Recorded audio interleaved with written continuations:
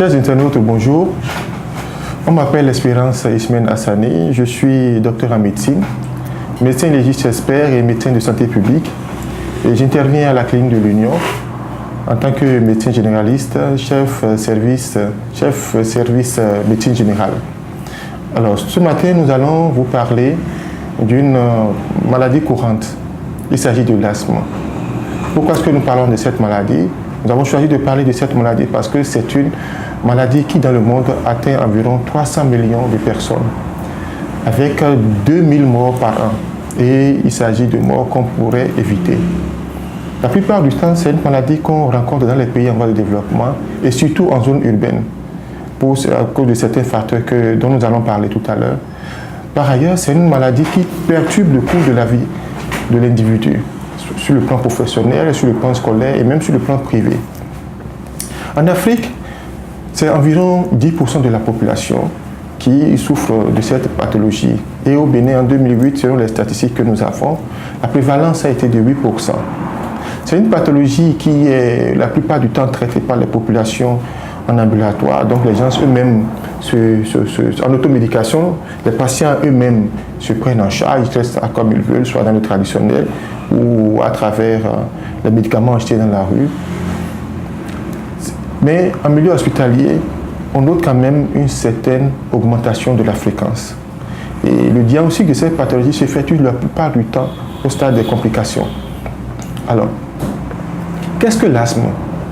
En réalité, selon la définition de l'OMS, l'asthme est un désordre inflammatoire des voies aériennes dans laquelle interviennent de nombreuses cellules et cette inflammation est responsable d'une hyperréactivité bronchique. Donc, quand nous parlons de l'asthme, je dois résumer cette définition, c'est dire que l'asthme en réalité c'est une réaction inflammatoire, donc c'est une inflammation des bronches, des voies aériennes. Quand nous respirons, il y a un certain nombre d'organes, donc nous avons un certain nombre d'organes dont nous avons besoin pour respirer. Et au nombre de ces organes, nous avons un certain nombre de tuyaux, donc on appelle des bronches. Il peut arriver à un moment donné que ces bronches-là souffrent et s'obstruent, soit sous l'effet d'un certain nombre d'éléments, mais de façon mécanique, ces bronches-là s'obstruent et donc empêchent l'air de passer comme il se doit. Et dans ce cas, on dit que la personne fait de l'asthme parce qu'il y a une obstruction bronchique. Alors, comment est-ce que cette maladie se manifeste? Quand vous êtes asthmatique, mais quand vous souffrez de l'asthme ou que vous faites une crise d'asthme, la première chose, il peut s'agir d'une difficulté à respirer. Le malade se plaint et dit « j'ai du mal à respirer » ou alors « je n'arrive pas à respirer de façon profonde ». Il peut se plaindre aussi de douleurs à la poitrine, ce que nous appelons les douleurs thoraciques. Il peut arriver que le malade tousse aussi et qu'il crache. Au début, il peut ne pas cracher, donc ce qu'on appelle les tousses sèches, mais il peut arriver qu'avec le temps, le malade se mette à cracher. Et ce qu'il sort comme crachat, on appelle ça des crachats perlés de Laennec. Alors, on peut avoir d'autres signes qui peuvent arriver. La toux peut être nocturne, ou bien il peut s'agir d'une sensation d'oppression thoracique. Donc, il a l'impression qu'on comprime sa cage thoracique. Qu'est-ce qui peut entraîner l'asthme, ou bien qu'est-ce qui peut entraîner une crise d'asthme? Nous avons deux types de facteurs. Il y a ce qu'on appelle les facteurs de risque. Alors, quand nous prenons les facteurs de risque, nous avons les facteurs prédisposants et les facteurs déclenchants et qui sont aussi des facteurs d'entretien. Alors, quand nous parlons des facteurs prédisposants, c'est quoi? Nous avons les facteurs héréditaires. Donc, dans une famille, il y a certaines personnes qui sont prédisposées à faire de l'asthme et qui transmettent cette prédisposition-là à la descendance. Donc, nous avons des facteurs héréditaires, mais il y a des gens qui sont des terrains atopiques, des terrains allergiques, donc qui sont prédisposés à faire tout ce qui est de l'allergie et qui, donc, avec le temps, peuvent faire de l'asthme.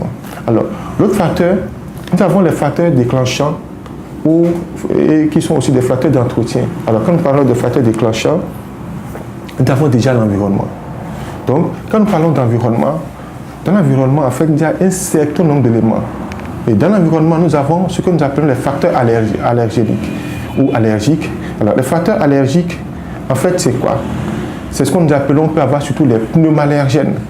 Il s'agit des acariens, les cafards ou les blattes, les animaux domestiques, les végétaux.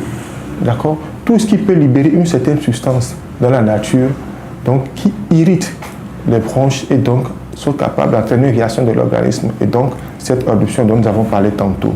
Nous avons aussi les trophallèrgènes. D'accord? Et les facteurs professionnels. Les facteurs déclencheurs professionnels qui représentent 10 à 15% des facteurs. Alors, les facteurs professionnels, ça peut être la farine de blé, surtout chez les boulangers. Chez les cordonniers, nous avons les fibres. Les fibres, on peut avoir ces facteurs-là chez les coiffeurs et chez les personnels de santé et les peintres. Il y a beaucoup d'autres facteurs. Alors, les autres facteurs qui sont des facteurs environnementaux, c'est les facteurs climatiques. Nous avons l'humidité, nous avons le froid, le brouillard et la pollution dans les grandes agglomérations. C'est pour ça que tout à l'heure, nous avons dit que c'est une maladie qu'on retrouve dans les pays en voie de développement surtout, et notamment en zone urbaine. Alors, les facteurs déclenchants. Quand nous parlons de facteurs déclenchants, nous avons les facteurs infectieux, nous avons les maladies ORL, donc une affection de la gorge, de la bouche, du nez, et tout ça peut être à l'origine d'une crise d'asthme. Alors, nous avons les facteurs médicamenteux. Certains médicaments aussi peuvent déclencher votre crise d'asthme. Nous avons les facteurs hormonaux et les facteurs psychologiques. Donc, mentalement, il y a certaines personnes, dans certains types de maladies, peuvent voir leur crise d'asthme se déclencher. Et nous avons les maladies infiltrantes diffuses. Alors, tout à l'heure, nous avons parlé des symptômes. Donc, les symptômes, en fait, c'est les manifestations cliniques de l'asthme. Comment est-ce que l'asthme se manifeste? Nous avons cité ça tantôt et nous allons quand même rappeler quelques symptômes. Le premier symptôme, nous avons dit, c'est la sensation d'oppression thoracique. Le malade a l'impression qu'on exerce une pression sur sa poitrine. Il est angoissé parce qu'il a l'impression qu'il va mourir dans les minutes qui suivent. Il a du mal à respirer, donc une dyspnée, et il tousse. Et quand vous allez chez le médecin, même avant d'aller chez le médecin, on peut sentir que le malade siffle. Quand il respire, il y a un sifflement qui se dégage de sa respiration. Et quand c'est comme ça, il ne faut pas traîner, il faut aller à l'hôpital.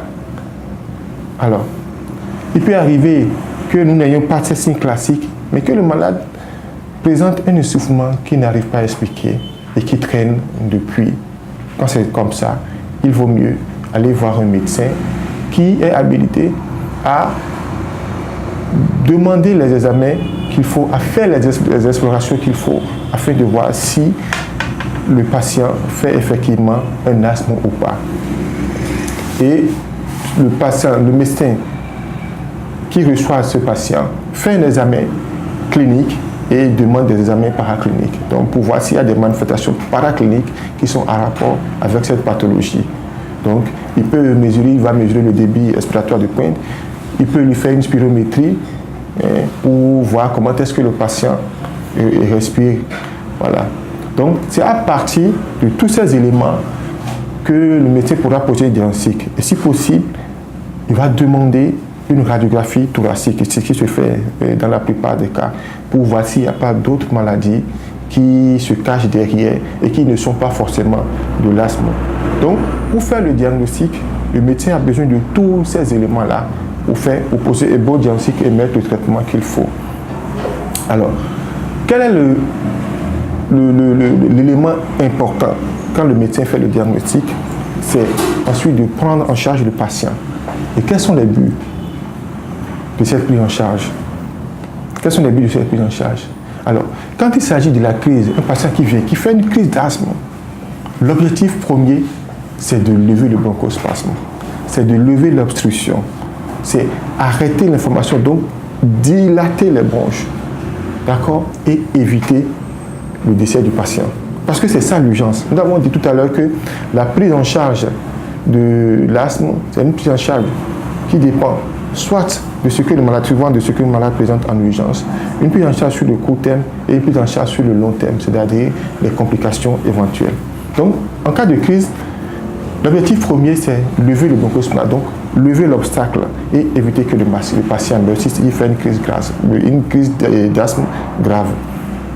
Alors, quand il s'agit de la maladie, donc il faut lever l'inflammation et permettre au patient d'avoir une vie normale ou quasi normale. Donc, lui donner un meilleur confort de vie et éviter que les crises se répètent au jour le jour. Donc, tout faire pour que les crises soient plus espacées et que le malade ne soit pas obligé de venir tout le temps à l'hôpital.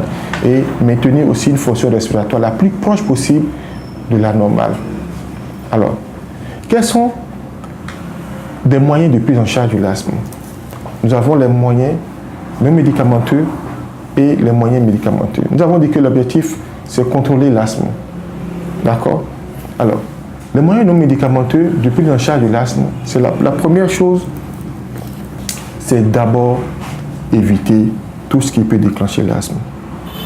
Donc, éviter les allergènes, d'accord, qui sont suspectés, les éléments qui sont censés ou bien qui, la plupart du temps, sont responsables des crises, du déclenchement des crises. Il faut arrêter de fumer, éviter de fréquenter les zones très poussiéreuses ou les zones où il y a beaucoup de fumée, et il faut surtout éduquer le patient dans sa prise en charge.